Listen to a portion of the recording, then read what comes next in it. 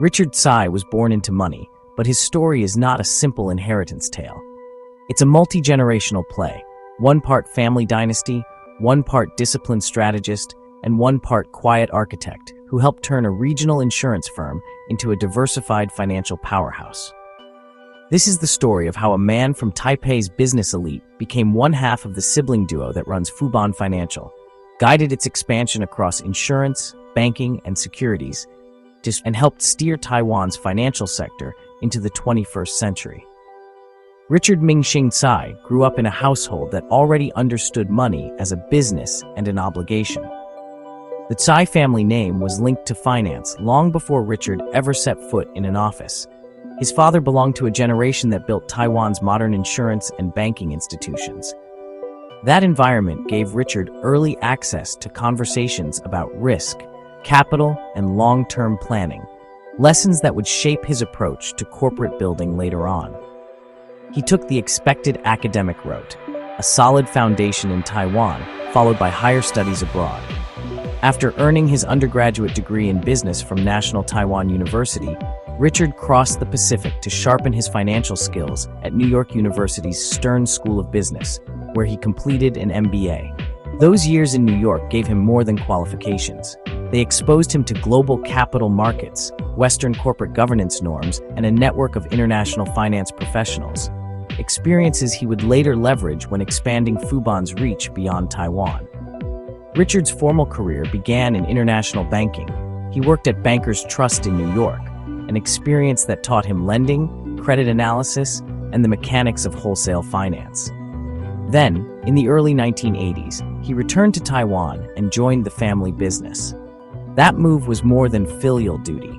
It was a transition from learning to building. Over the next 4 decades, Richard applied the technical rigor he'd picked up overseas to a family conglomerate that needed modernization and professionalization.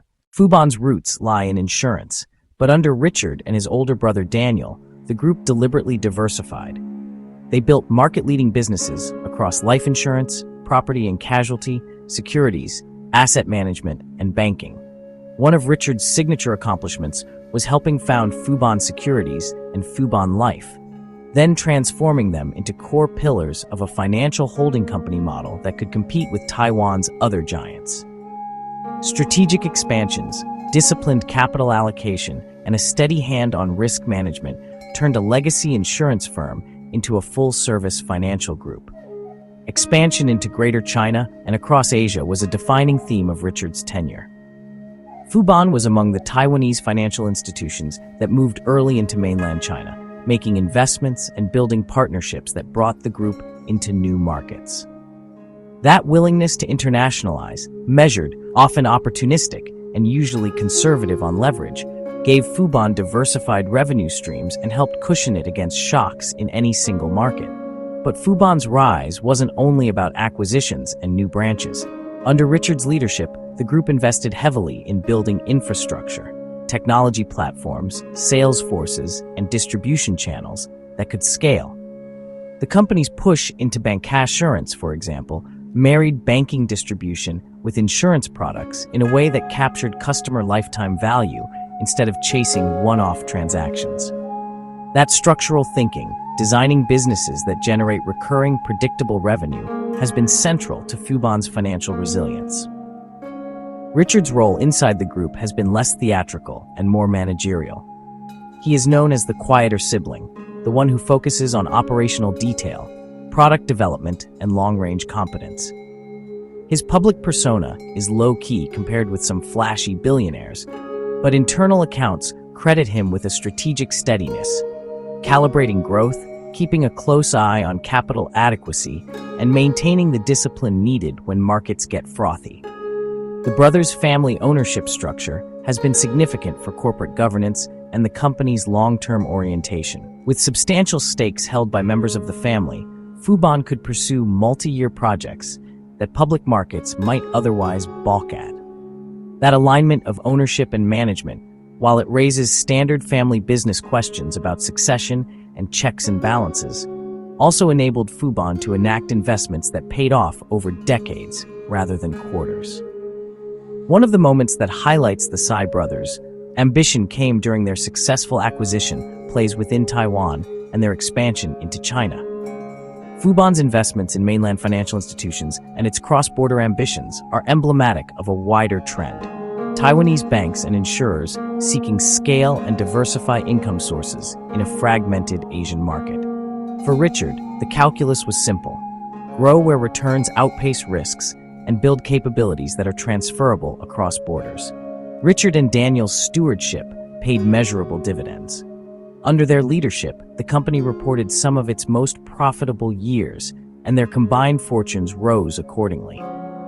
In recent years, the Tsai brothers have featured near the very top of Taiwan's wealth rankings. Those wealth figures are not mere vanity. They reflect a market capitalization and earnings power that undergird Fubon's influence in Taiwan's economy. But wealth and growth brought responsibilities. Richard's public work extends into educational and philanthropic initiatives. A prominent example is his support for academic institutions.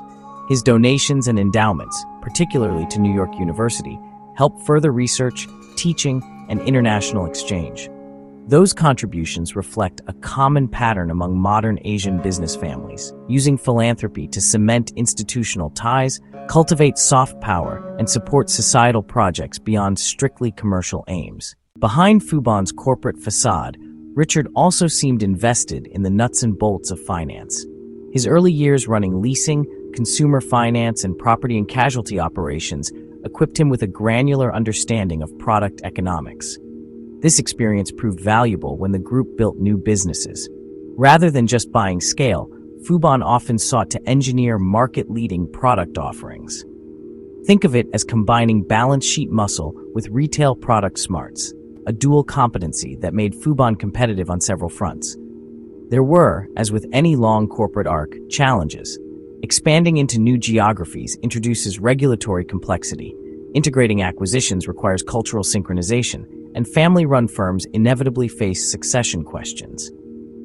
The Tsai brothers navigated these by professionalizing management where necessary, and by making selective public listings and partnerships that brought outside expertise and governance improvements to the group. These moves reduced single-person dependency and broadened the company's management bench. Richard's temperament, steady, technically inclined, private, served the group well in moments of market stress. During global financial turbulence or regional slowdowns, Fubon's emphasis on conservative underwriting, robust capital buffers, and diversified businesses helped it avoid headline-grabbing losses. That conservative bias into risk management is a core reason the company did not just grow quickly, but sustainably. In the boardrooms, Richard has been described as methodical, a manager who favors detailed analysis over grand gestures. It is a style that suits financial services, where small differences in underwriting standards or investment allocations compound over decades. Under his influence, Fubon built predictable, cash-generative businesses, life insurance blocks that produce steady premiums, banking franchises that collect stable deposits, and securities operations that manage client assets across market cycles.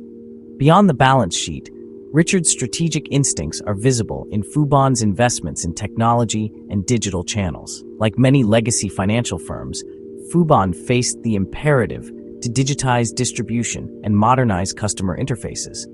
Under the Tsai brothers, the group invested in platforms and partnerships aimed at digital sales, data analytics, and customer experience, moves designed to retain younger customers and lower long-term acquisition costs. Those digital investments represent the company's adaptation to a world where capital allocation alone is not enough. Modern distribution matters. The Tsai brothers also understood the importance of regulatory and reputational capital. Being a dominant financial group in Taiwan carries public responsibilities: financial stability, consumer protection, and contributing to national economic resilience. Fubon's approach has often been to collaborate with regulators, participate in industry-wide initiatives, and frame itself as a stable steward of household savings. That posture has been useful politically and economically, earning Fubon a place among Taiwan's financial system core.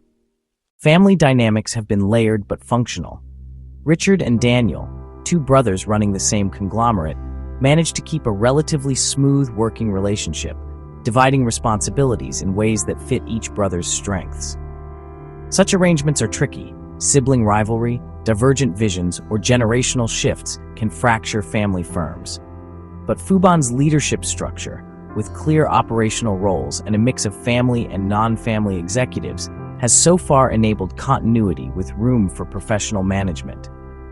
Richard's personal life is intentionally private. He is married with children and keeps a relatively low profile compared with more public-facing business leaders. That privacy is a conscious choice and a strategic behavior. Limiting public attention reduces distractions for a leader whose talent is best deployed in numbers, spreadsheets, and long-term strategy rather than in media cycles. Looking at Fubon today, it's clear that the Tsai brothers' strategy was not just about growing an empire, it was about building an institution.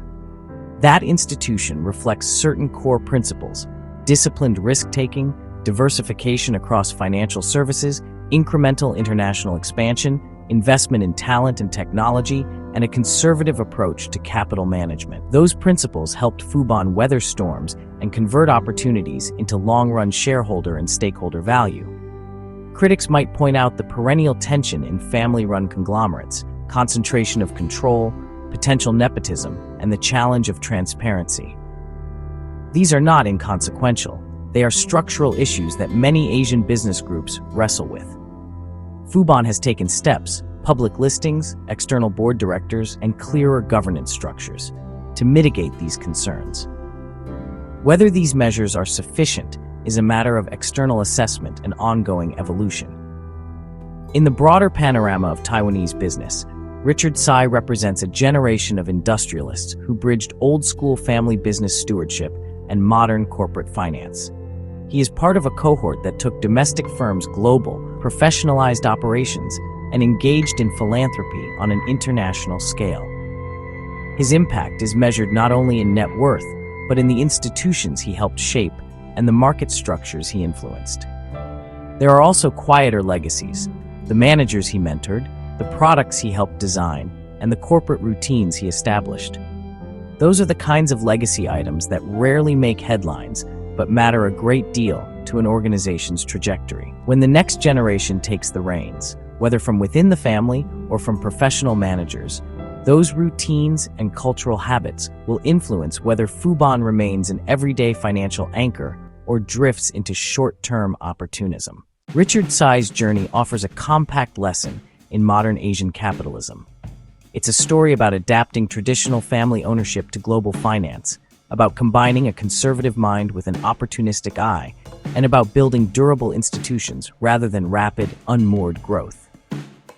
For viewers watching from outside Taiwan, his life is a reminder that creating financial empires often requires patient engineering, years of product design, incremental expansions, and careful risk oversight.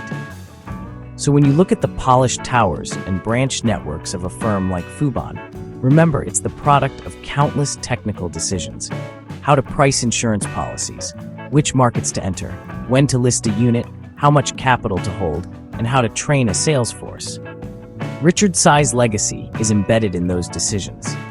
He may not be the loudest voice on the global financial stage, but in the kinds of businesses where boring-seeming discipline matters most, his fingerprints are all over the success. Today, with the Tsai brothers still central to the group's direction, Fubon stands as one of Taiwan's most important financial institutions, sizable in assets, profitable in operations, and consequential in policy circles.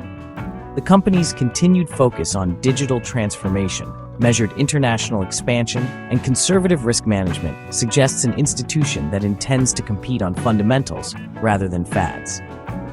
If you take away one thing from Richard Tsai's story, it's this. In finance, leadership that privileges structure, prudence, and long-term thinking often wins more quietly but more sustainably than leadership that pursues spectacle. Richard's path, from studying abroad and learning banking in New York to returning home and building a multifaceted financial group, illustrates how steady stewardship, combined with the dynamism of markets, can remake an industry. His life is also a reminder that influence in the business world isn't always about personal charisma. Sometimes it's about the steady application of technical competence, the patience to build scalable systems, and the humility to let institutions outgrow their founders. That kind of leadership doesn't always grab headlines, but it builds companies that matter to millions of customers who rely on them every day. For a final reflection, the story of Richard Tsai is intertwined with Taiwan's own financial maturation. As Fubon grew, so did the complexity and resilience of Taiwan's financial sector. And as the sector matured, it provided the capital flows and institutional frameworks that supported broader economic development. In that sense, Richard Tsai, together with his brother and the teams they led, did more than build a business. They helped shape a modern financial ecosystem.